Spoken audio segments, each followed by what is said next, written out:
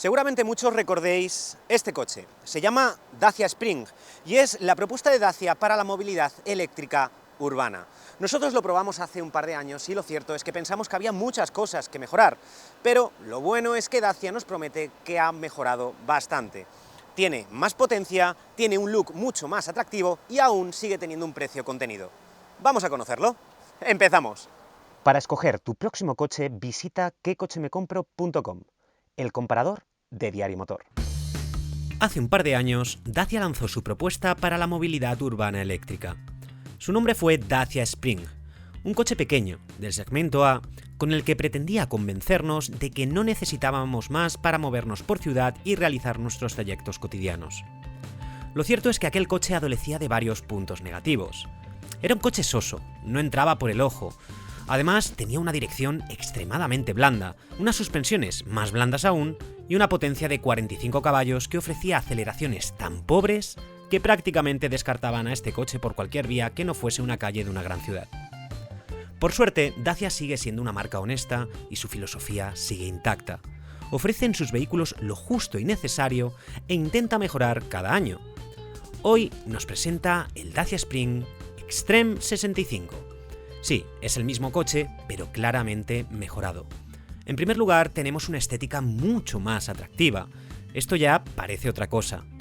Asociado a un solo acabado, el Extreme, nos encontramos con colores mucho más llamativos, como el Lichen Khaki, azul pizarra o gris rayo, siempre en combinación con tonos marrón cobre.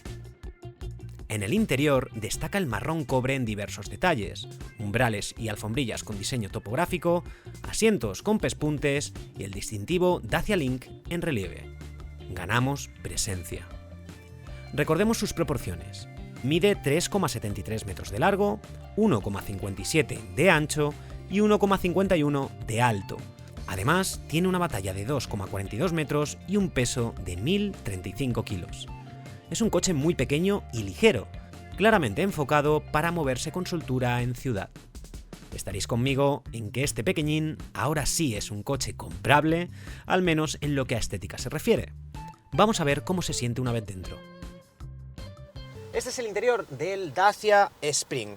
Lo cierto es que recuerda bastante a lo que era Dacia hace algunos años, es decir, se ofrece lo justo y necesario para poder circular. Además, teniendo en cuenta que este es un coche para uso urbano y para uso, digamos, de pocos kilómetros, yo diría que es más que suficiente.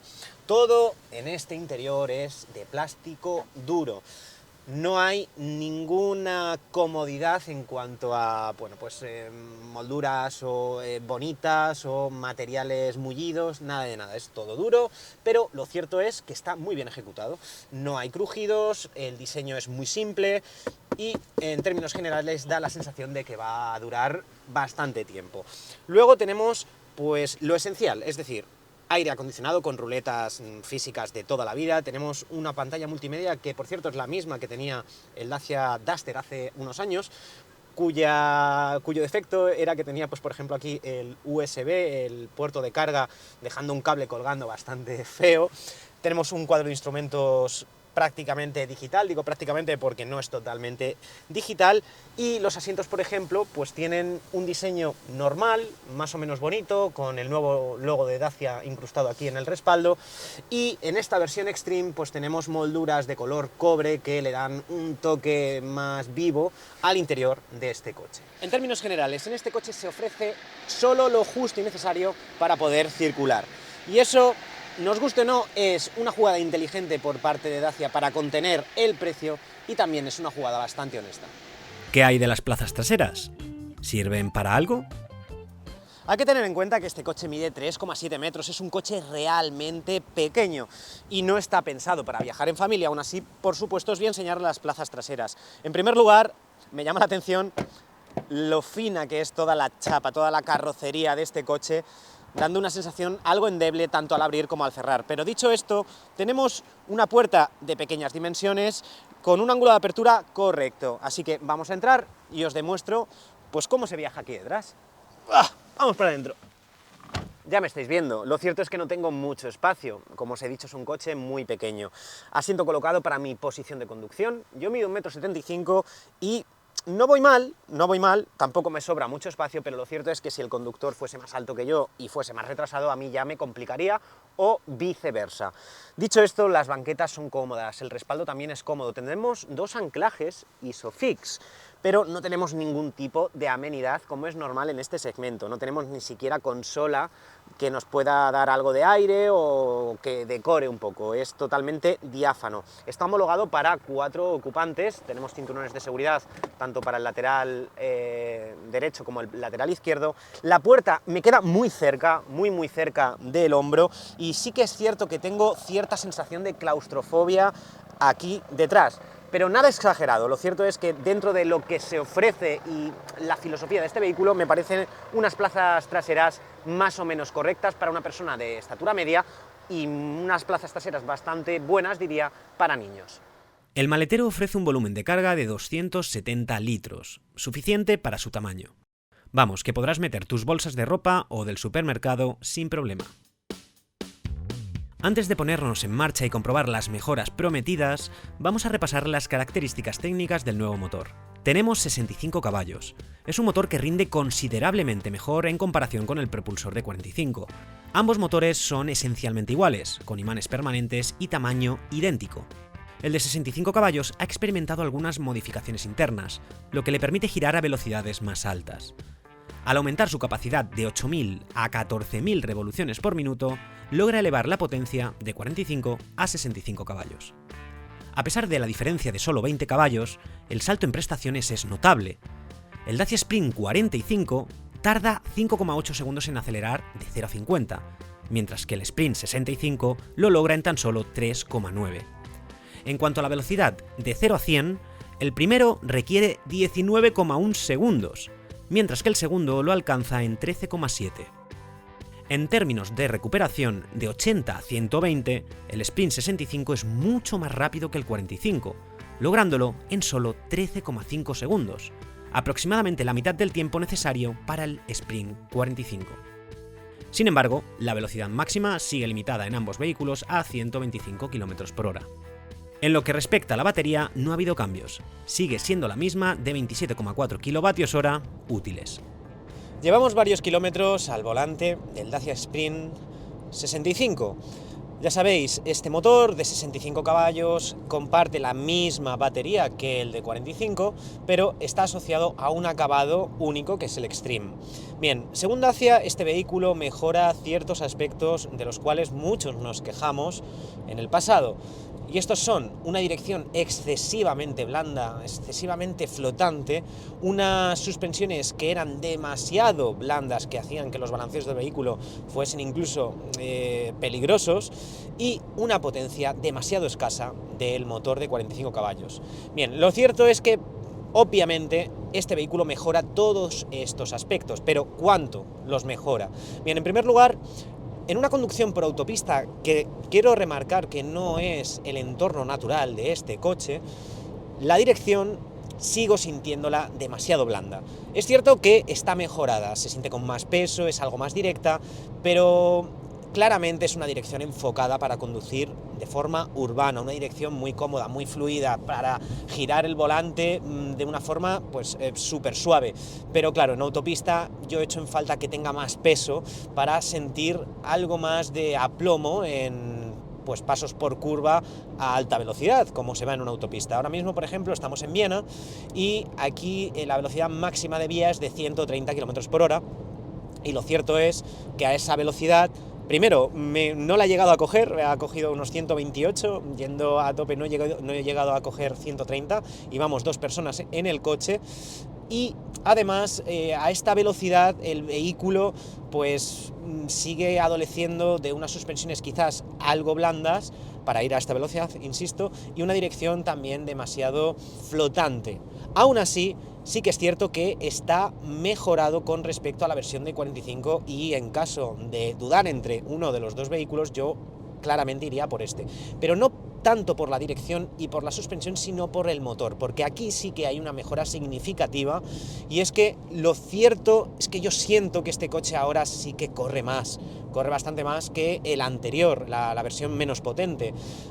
Hace 2 años tengo un vago recuerdo de que era, bueno, pues tú pisabas a fondo en un coche eléctrico, recordad, y no corría absolutamente nada. Este no es un coche con pretensiones prestacionales ni mucho menos, pero sí que es cierto que cierta potencia es necesaria, por ejemplo, para salvar algún imprevisto, para hacer algún adelantamiento o para salir el más rápido de todos en un semáforo.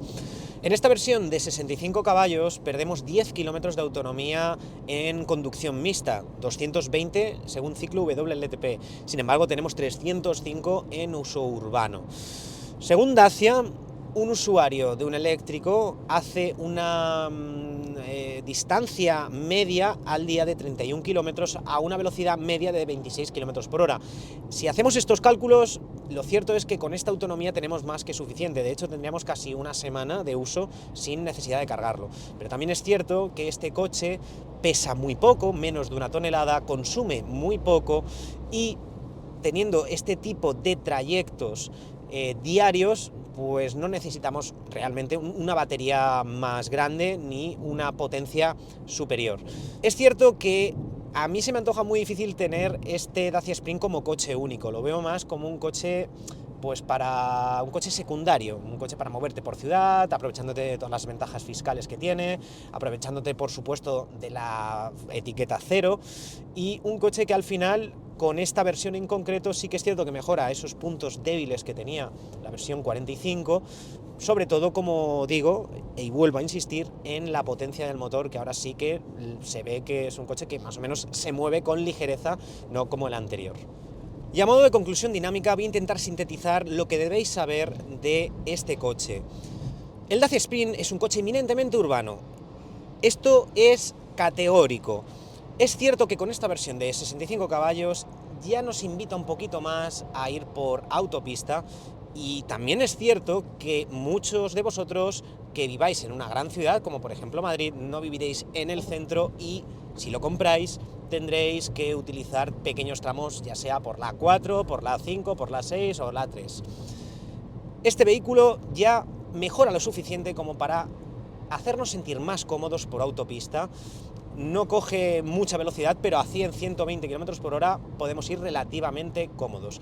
Dicho esto, no le podéis pedir ningún tipo de pretensión dinámica a este vehículo. Este coche no pasa bien por curva, no tiene una dirección demasiado buena y lo cierto es que es un coche muy pequeñito que no nos invita demasiado a correr con él. Pero en esta versión 65, que es desde luego la que yo recomiendo, sí que es cierto que se solventan de una forma moderada esos elementos que en la versión 45 nos hacían sentir pues algo inseguros incluso. El Dacia Spring Extreme 65 cuesta 21.640 euros, sin el Moves 3 aplicado, que podría dejarlo en torno a los 14.000 euros. Si comparamos el precio de la versión menos potente, la 45, estamos hablando de un sobrecoste de tan solo 1.650 euros. Es decir, Dacia quiere que te compres la versión 65. En mi opinión, la versión del vídeo es sin duda la que te recomiendo. Mucho más bonita y con una potencia digna, que no te va a frustrar en tus pequeños tramos por autopista. Y después de haber probado brevemente el nuevo Dacia Spring con acabado Extreme, es hora de sacar unas conclusiones. Lo cierto es que sí, este coche ha mejorado, tiene una mejor dirección, una mejor suspensión y algo súper importante, un motor más potente que es capaz de ofrecernos aceleraciones más decentes, sobre todo cuando vayamos por autopista, aunque bien es cierto que no es la misión principal de este coche. Dicho esto, me gustaría sacar algunas conclusiones, algunas reflexiones más bien. Las marcas que antes vendían más barato cada vez venden más caro. Se me ocurre, por ejemplo, marcas como Kia, como Hyundai, que ahora mismo son marcas que hacen productos muy buenos, pero que cada vez son más caros. Esto, al final, es un caldo de cultivo perfecto para Dacia, porque sí, es cierto que un Dacia ya no es tan barato como era antaño. No podemos encontrar ningún producto que esté por esos famosos 8.000 euros que costaba hace unos años, por ejemplo, el Dacia Sandero. Pero, al final, han subido el precio a cambio de una estética mucho más atractiva. Y esa es una de las razones más importantes por las que un usuario compra un vehículo. Mejorando la calidad percibida, mejorando la presencia, ya no hay clientes que les dé vergüenza comprarse un Dacia. Siguen fieles a su filosofía, siguen ofreciendo lo justo y necesario que ellos creen que un usuario va a utilizar en su día a día, conteniendo el precio, aunque aumentando un poquito más el margen. En términos generales, este vehículo es lo que es, un vehículo urbano más o menos atractivo, que cumple con su función y que además sigue siendo lo suficientemente barato para que mucha gente se plantee su compra. Espero que os haya gustado el vídeo y nos vemos en el siguiente. Hasta pronto.